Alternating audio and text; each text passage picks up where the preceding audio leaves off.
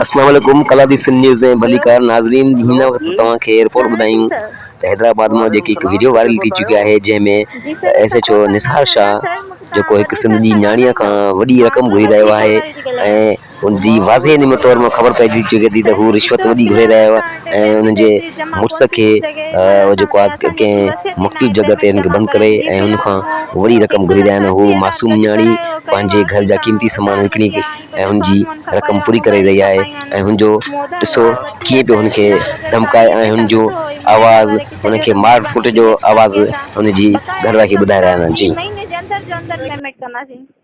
अचो अचो तव्हां खणी अचो थाने ते खणी अचो। तो सर तव्हां असांखे हमरा छॾींदव? हा हा खणी अचो थाने।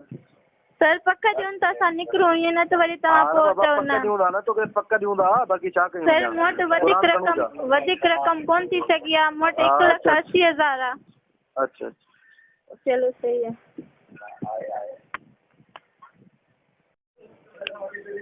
हेलो हाँ हेलो आप कितने पहुंचा? अब बढ़ चल बेटा चल बेटा हमारा बता चल पहुंचा चल बेटा चल बेटा हां वड़ंदा हां चलो जल्दी बस 15 जेतो जल्दी चल